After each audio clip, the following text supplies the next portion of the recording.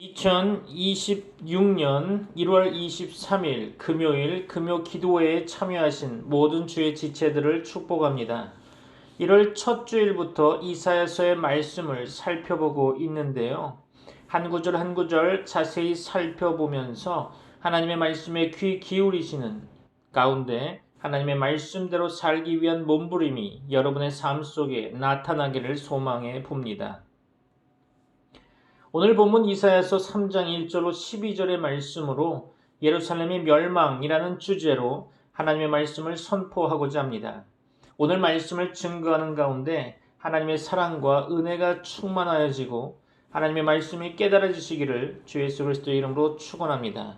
오늘 본문의 말씀 제가 받도록 봉독하겠습니다. 이사야서 3장 1절로 12절 말씀입니다. 보라, 주 만군의 여호와께서 예루살렘과 유다가 의뢰하며 의지하는 것을 제하여 버리시되 곧 그가 의지하는 모든 양식과 그가 의지하는 모든 물과 용사와 전사와 재판관과 선지자와 복술자와 장로와 오십부장과 귀인과 모사와 정교한 장인과 능란한 요술자를 그리하실 것이며 그가 또 소년들을 그들의 고관으로 삼으시며 아이들이 그들을 다스리게 하시리니 백성이 서로 학대하며 각기 이웃을 잔해하며 아이가 노인에게 비천한 자가 존귀한 자에게 교만할 것이며 혹시 사람이 자기 아버지 집에서 자기의 형제를 붙잡고 말하기를 내게는 겉옷이 있으니 너는 우리의 통치자가 되어 이 폐허를 내 손아래에 두라 할 것이면 그날에 그가 소리를 높여 이르기를 나는 고치는 자가 되지 아니하겠노라. 내 집에는 양식도 없고 의복도 없으니 너희는 나를 백성의 통치자로 삼지 말라 하리라. 예루살렘이 멸망하였고 유다가 엎드러졌음은 그들의 언어와 행위가 여호와를 거역하여 그의 영광의 눈을 범하였음이라. 그들의 안색이 불리하게 증거하며 그들의 죄를 말해주고 숨기지 못함이 소돔과 같으니 그들의 영혼에 화가 있을진저 그들의 재앙을 자취하였도다. 너희는 악인에게 복이 있으리라 말하라. 그들은 그들의 행위의 열매를 먹을 것이며 악인에게는 화가 있으리니 이는 그의 손으로 행한 대로 그가 보응을 받을 것임이니라. 내 백성을 학대하는 자는 아이요 다스리는 자는 여자들이라. 내 백성이여 내 인도자들이 너를 유혹하여 내가 다닐 길을 어지럽히느니라. 아멘. 오늘 우리는 이사야서 3장 1절로 12절까지의 말씀을 함께 나누고자 하는데요. 설교 제목으로 예루살렘의 멸망이라고 정해보았습니다.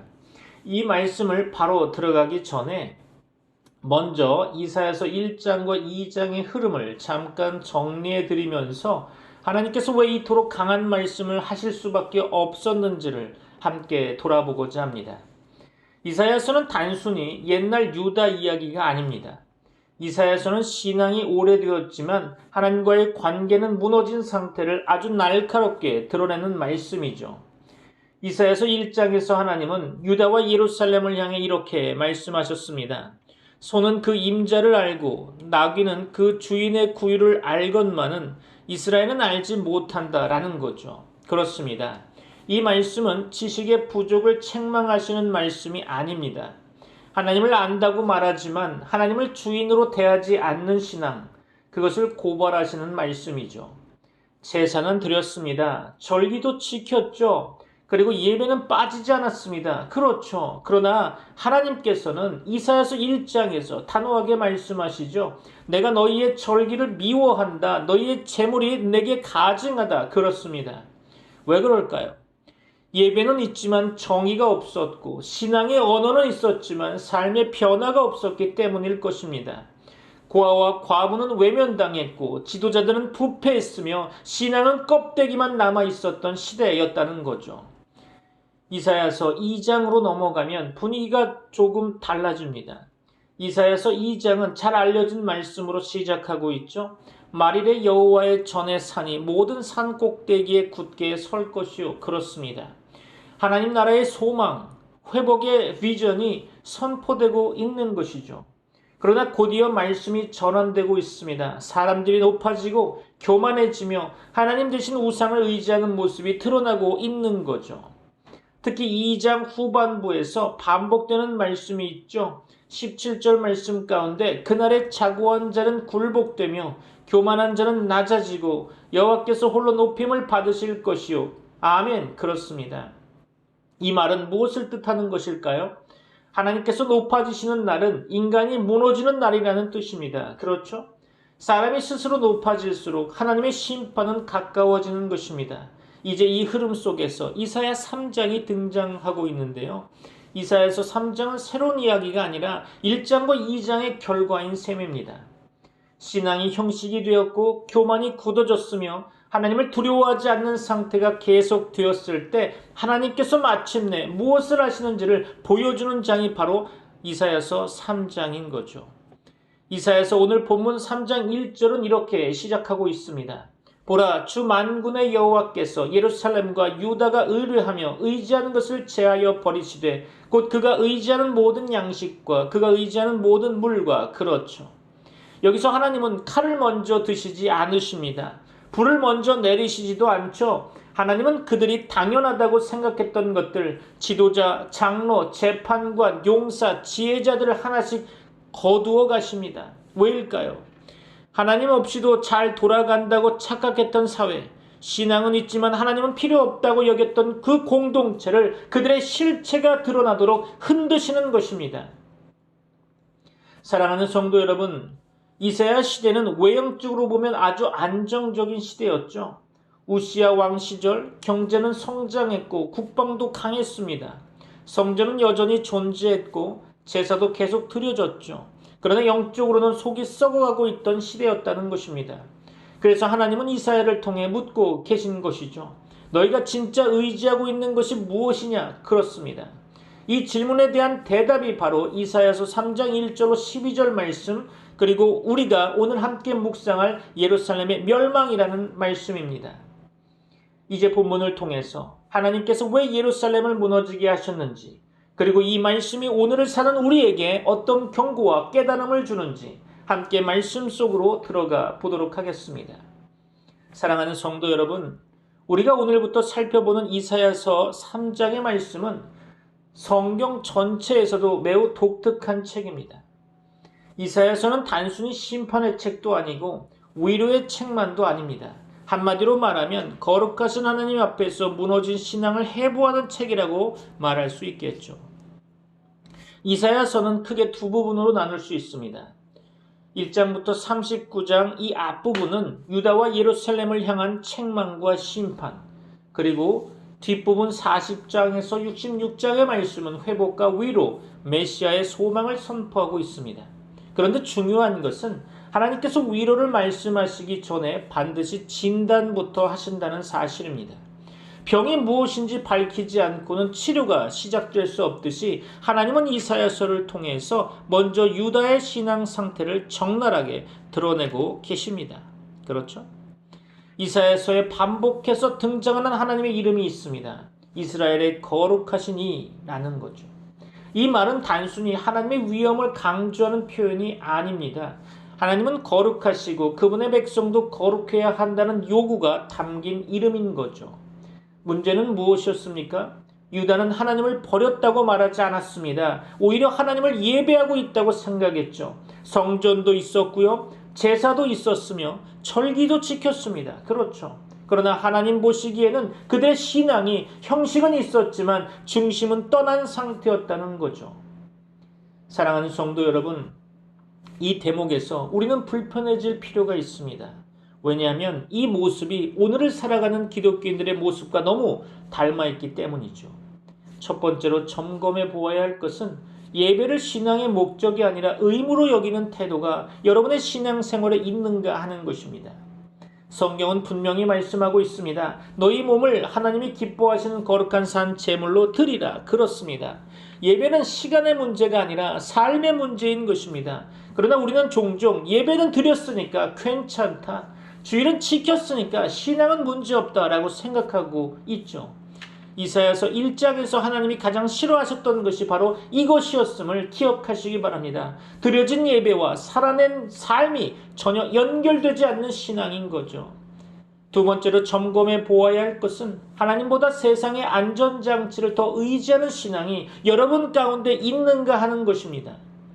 이사야 시대의 유다는 하나님을 말하면서도 실제로는 군사력, 동맹국, 지도자, 제도, 경제를 의지했던 것입니다. 오늘 우리와도 크게 다르지 않아 보이죠. 기도는 하고 있지만 결정의 기준은 항상 돈, 명예, 안전, 그리고 수지계산적일 때가 많습니다. 하나님은 마지막 선택지로 밀려나 있고 모든 것이 무너질 때 돼서야 하나님을 찾는 경우도 적지 않죠. 성경은 이것을 우상 숭배라고 말하고 있습니다. 우상은 꼭 돌로 만든 신상만이 아니죠. 하나님보다 더 신뢰하는 대상, 그것이 바로 우상인 것입니다. 세 번째로 점검해 보아야 할 것은 신앙의 연수가 믿음의 깊이라고 착각하고 있지 않은가라는 것입니다. 이사야 시대의 지도자들은 우리는 오래된 하나님의 백성이라는 자부심이 있었죠. 그러나 하나님은 그들을 향해서 너희 지도자들이 백성을 미혹하고 있다고 말씀하고 계십니다. 오늘날 교회 안에서도 신앙생활이 오래되었다는 이유로 말씀 앞에서 더 이상 자신을 점검하지 않는 모습이 나타나고 있습니다. 회개보다는 변명에 익숙해져 있고 순종보다는 경험을 앞세우게 되죠. 하지만 성경은 말씀하고 있습니다. 오늘 너희가 그의 음성을 듣거든 마음을 완고하게 하지 말라. 그렇습니다. 사랑하는 성도 여러분, 이사야서는 세상 사람들을 향한 책이 아닙니다. 하나님의 백성, 예배하는 사람들, 신앙이 있다고 말하는 이들을 향한 책이죠. 그래서 이사야서 3장은 우리에게 충격적으로 다가오고 있습니다. 하나님께서 예루살렘을 무너뜨리시는 이유가 그들이 하나님을 몰랐기 때문이 아니라 알면서도 의지하지 않았기 때문이라는 거죠. 이제 우리는 이사야서 3장 1절로 12절 말씀까지를 통해서 하나님께서 어떻게 신앙 없는 안전, 형식만 남은 믿음을 무너뜨리시는지를 보게 될 것입니다. 이 말씀은 심판의 말씀이지만 동시에 회복을 위한 하나님의 마지막 경고이기도 하죠. 그 경고의 음성을 오늘 우리 각자가 자신의 신앙을 비추는 거울로 삼을 수 있기를 바랍니다. 사랑하는 성도 여러분, 이제 이사야서 3장 1절로 12절까지의 말씀을 본문 그대로 살펴보면서 하나님께서 무엇을 말씀하시는지 성경의 언어로 성경을 해석하며 살펴보도록 하겠습니다. 첫째로 하나님은 의지의 대상을 먼저 제거하십니다. 오늘 본문의 말씀 이사야서 3장 1절로 3절 말씀이죠.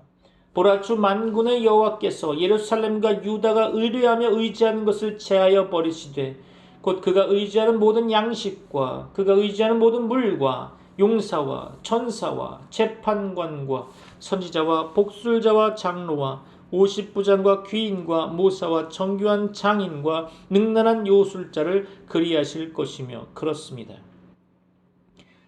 오늘 본문 3장 1절은 매우 의미심장하게 시작하고 있죠. 보라, 주 만군의 여호와께서 예루살렘과 유다가 의뢰하며 의지한 것을 제하여 버리시되. 그렇죠. 여기서 하나님은 단순히 사람을 제거하신다고 말씀하지 않으셨습니다. 의뢰하며 의지하는 것을 제하여 버리신다고 하십니다. 그리고 그 예로 양식, 물, 용사, 전사, 재판관, 선지자, 복술자, 장로, 50부장, 귀인, 모사, 정교한 장인, 능란한 요술자를 열거하십니다. 이것은 사회 기능의 붕괴를 말하기 전에 하나님 없이도 괜찮다고 생각했던 모든 안전장치의 해체를 의미하는 거죠. 시편 20편 7절은 이렇게 말하고 있습니다. 어떤 사람은 병거, 어떤 사람은 말을 의지하나 우리는 여호와 우리 하나님의 이름을 자랑하리로다. 아멘. 그렇습니다. 문제는 병거와 말 자체가 아니라 그것은 하나님보다 더 의지하는 마음인 거죠. 하나님은 그 마음을 드러내게 하시기 위해 우리가 붙들고 있던 것들을 먼저 흔들고 계십니다. 둘째로 영적 무질서는 반드시 공동체의 혼란으로 나타난다는 것입니다. 오늘 본문의 말씀 4절로 7절 말씀입니다. 그가 또 소년들을 그들의 고관으로 삼으시며 아이들이 그들을 다스리게 하시리니 백성이 서로 학대하며 각기 이웃을 잔해하며 아이가 노인에게 비천한 자가 존귀한 자에게 교만할 것이며 혹시 사람이 자기 아버지 집에서 자기 형제를 붙잡고 말하기를 내게는 겉옷이 있으니 너는 우리의 통치자가 되어 이 폐허를 네 손 아래에 두라 할 것이면 그날에 그가 소리를 높여 이르기를 나는 고치는 자가 되지 아니하겠노라. 내 집에는 양식도 없고 의복도 없으니 너희는 나를 백성의 통치자로 삼지 말라 하리라. 아멘. 그렇습니다. 오늘 보면 4절 말씀 가운데 하나님은 충격적인 말씀을 하고 계시죠. 그가 또 소년들을 그들의 고관으로 삼으시며 아이들이 그들을 다스리게 하시리니. 그렇습니다. 여기서 말하는 아이라고 하는 것은 나이의 문제가 아니라 분별력과 책임감이 없는 지도력을 의미하는 것입니다. 영적 기준이 무너지면 공동체는 반드시 혼란스러운 구조를 가지게 되죠. 오늘 본문의 말씀 5절 말씀을 보면 사람들이 서로를 압제하고 어른이 아이에게 멸시를 당하게 됩니다. 그렇죠. 이 모습은 사사기 시대와 매우 유사해 보이죠. 사사기 21장 25절은 이렇게 사사기를 정리하고 있습니다. 그때 이스라엘의 왕이 없으므로 사람마다 자기 소견에 오른 대로 행하였더라. 아멘. 그렇습니다. 하나님을 왕으로 모시지 않는 공동체는 자유로워지는 것이 아니라 방향을 잃게 되는 거죠. 셋째로 책임을 지지 않으려는 사회는 이미 무너진 사회라는 것입니다. 오늘 본문의 말씀 6절로 7절 말씀인데요. 혹시 사람이 자기 아버지 집에서 자기의 형제를 붙잡고 말하기를 내게는 겉옷이 있으니 너는 우리의 통치자가 되어 이 폐허를 내 손 아래에 두라 할 것이면 그날에 그가 소리를 높여 이르기를 나는 고치는 자가 되지 아니하겠노라. 내 집에는 양식도 없고 의복도 없으니 너희는 나를 백성의 통치자로 삼지 말라 하리라. 아멘. 그렇습니다. 6절과 7절 말씀 가운데 사람들이 억지로 지도자를 세우려 하지만 그 누구도 책임을 지려고 하지 않는 모습이 등장합니다. 내게는 겉옷이 있으니 너는 우리의 통치자가 되어 이 폐허를 내 손 아래에 두라. 그렇죠. 그러나 그는 말합니다. 나는 고치는 자가 되지 않겠다. 그렇죠. 이 장면은 이미 지도자가 없는 사회를 보여주고 있죠. 왜일까요? 지도자는 특권이 아니라 책임이기 때문입니다. 야고보서 3장 1절은 이렇게 말하고 있죠. 내 형제들아 너희는 선생된 우리가 더 큰 심판을 받을 줄 알고 선생이 많이 되지 말라. 그렇습니다. 하나님 앞에서 책임을 질 준비가 없는 지도력은 하나님께서 세우신 지도력이 아님을 기억하시기 바랍니다. 넷째로 멸망의 근본 원인은 외부가 아니라 하나님 앞에서의 태도인 것입니다. 오늘 본문의 말씀 8절로 9절이죠. 예루살렘이 멸망하였고 유다가 엎드러졌음은 그들의 언어와 행위가 여호와를 거역하여 그의 영광의 눈을 범하였음이라. 그들의 안색이 불리하게 증거하며 그들의 죄를 말해주고 숨기지 못함이 소돔과 같으니 그들의 영혼에 화가 있을진저 그들의 재앙을 자취하였도다. 아멘. 그렇습니다.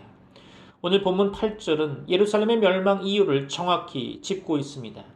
예루살렘이 멸망하였고 유다가 엎드러졌음은 그들의 언어와 행위가 여호와를 거역하여 그의 영광의 눈을 범하였음이라. 그렇죠. 멸망의 원인은 정치도 경제도 아니었다는 거죠. 하나님 앞에서의 말과 삶의 태도라는 것입니다. 본문 9절 말씀 가운데 더 날카롭게 말씀하고 있는데요. 그들의 안색이 불리하게 증거하며 그들의 죄를 말해주고 숨기지 못함이 소돔과 같으니 그들의 영혼에 화가 있을진저 그들이 재앙을 자취하였도다. 그렇습니다. 그들은 죄를 숨기지 않고 오히려 드러내고 있다는 거죠. 부끄러움을 모르는 상태. 그것이 성경이 말하는 영적 타락의 마지막 단계인 것입니다. 로마서 1장 21절로 22절은 이렇게 말하고 있죠. 하나님을 알되 하나님을 영화롭게도 아니하며 감사하지도 아니하고 오히려 그 생각이 허망하여지며 미련한 마음이 어두워졌나니 스스로 지혜 있다 하나 어리석게 되어 그렇습니다. 다섯 번째로 하나님은 의인과 악인을 동일하게 다루지 않으신다는 것입니다. 오늘 본문의 말씀 10절로 11절이죠. 너희는 의인에게 복이 있으리라 말하라. 그들은 그들의 행위의 열매를 먹을 것이며 악인에게는 화가 있으리니 이는 그의 손으로 행한 대로 그가 보응을 받을 것임이니라. 아멘. 그렇습니다. 이 심판의 말씀 가운데서도 하나님은 중요한 구분을 하고 계십니다. 의인에게는 복이 있으리라. 악인에게는 화가 있으리니. 그렇죠. 심판의 시대에도 하나님은 각 사람을 공의롭게 보신다는 선언입니다. 참고로 에스겔서 18장 20절 말씀은 이렇게 말하고 있죠. 범죄하는 그 영혼은 죽을지라 아들은 아버지의 죄악을 담당하지 아니할 것이요 아버지는 아들의 죄악을 담당하지 아니하리니 의인의 공의도 자기에게로 돌아가고 악인의 악도 자기에게로 돌아가리라. 아멘. 그렇습니다. 이 말씀은 우리에게 두려움이 아니라 책임 있는 소망을 주고 있죠. 혼란한 시대일수록 하나님 앞에서 바르게 서는 한 사람의 중요성이 더욱 크다는 것을 기억하시기 바랍니다. 여섯 번째로 잘못된 지도자는 백성을 길 잃게 만든다는 것입니다. 오늘 본문의 말씀 12절의 말씀이죠. 내 백성을 학대하는 자는 아이요 다스리는 자는 여자들이라. 내 백성이여 내 인도자들이 너를 유혹하여 네가 다닐 길을 어지럽히느니라. 아멘. 그렇습니다.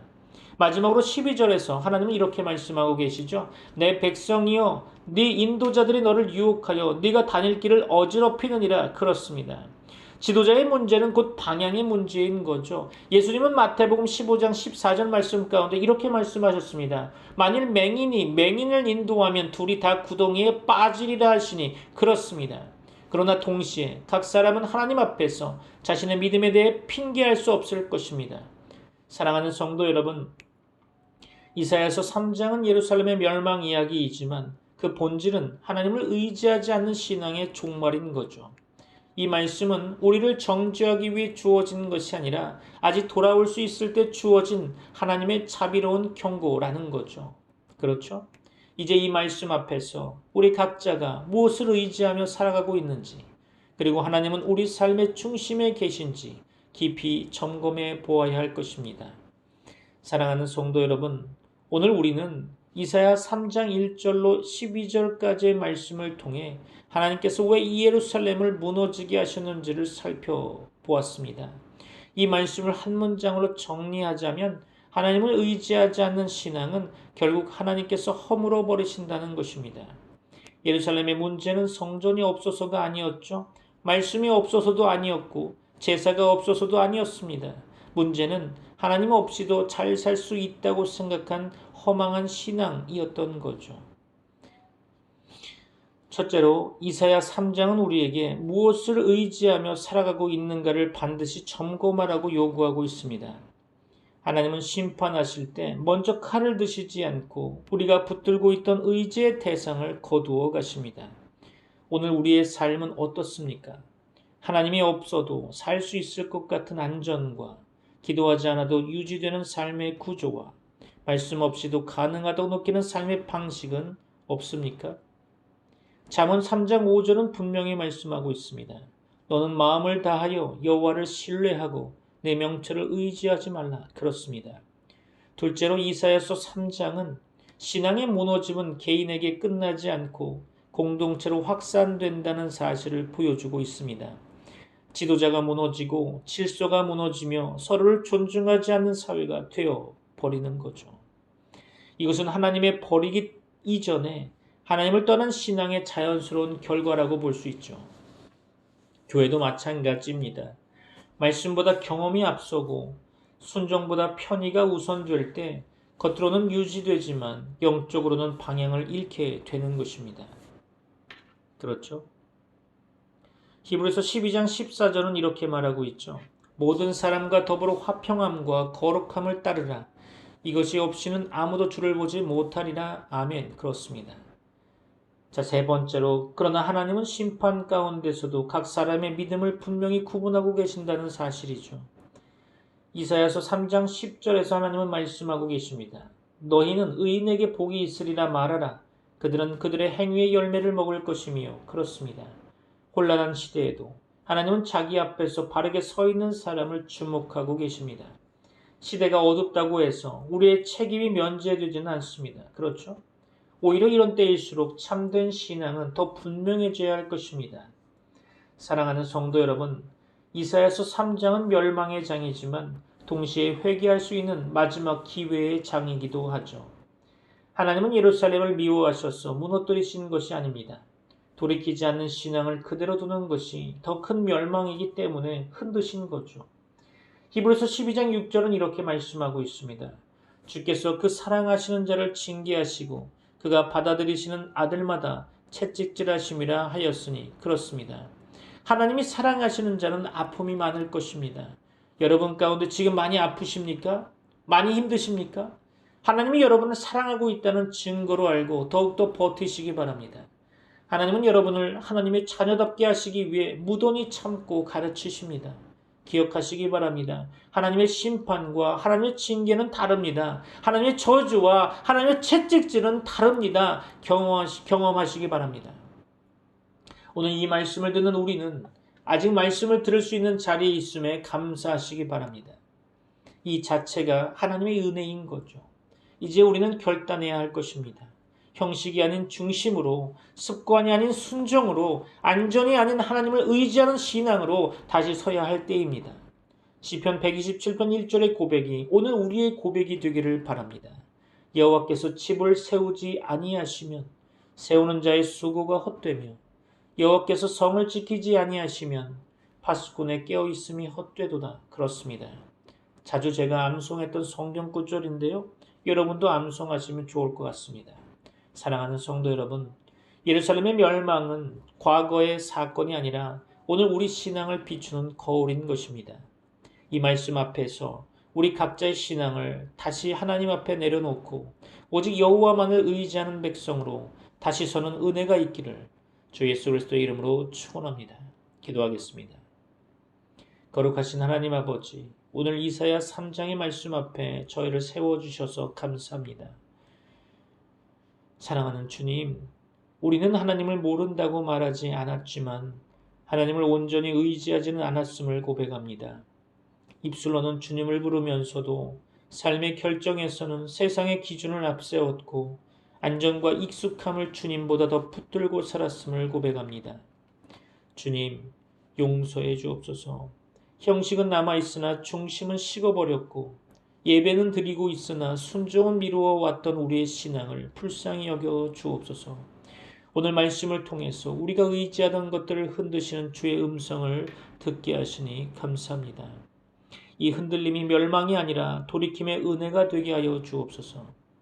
사랑하는 주님, 우리의 삶의 중심에 다시 주님을 모시게 하시고 경험이 아니라 말씀으로, 습관이 아니라 순종으로 살아가게 하여 주옵소서. 이 시대가 혼란할수록 우리 각 사람이 하나님 앞에 바르게 서게 하시고 가정과 교회와 이 땅에서 주의 뜻을 분별하며 살아가는 거룩한 남은 자로 사용하여 주옵소서. 오직 여호와만을 의지하며 살기를 결단하오니 성령으로 우리의 마음을 붙들어 주시옵소서. 예수 그리스도의 이름으로 기도드립니다. 아멘. Heavenly Father, we come before you with humble hearts. Forgive us for trusting our own strength more than trusting you. Help us to rely on you in every decision we make. Teach us to follow your word, not our feelings or the ways of this world. Make our faith real, alive, and obedient. Lord, be the center of our lives. We choose to trust you again today. In Jesus' name we pray. Amen. 지금은 우리 주 예수 그리스도의 은혜와 하나님의 사랑과 성령님의 교통하심이 트리니티 미라클 교회 모든 권속들과 세계 교회 위에 이제부터 영원까지 함께 있을지어다. 아멘. 수고하고 무거운 짐진 자들아 내게로 오라 너희를 쉬게 하리라 내 멍에는 쉬고 내 짐은 가볍네 내 안에서 잠든 평안 찾으리 내게로 오라 내게로 오라 너희의 모든 짐 내려놓으라 내가 너희를 쉬게 하리라 주님 안에 참 평안 있네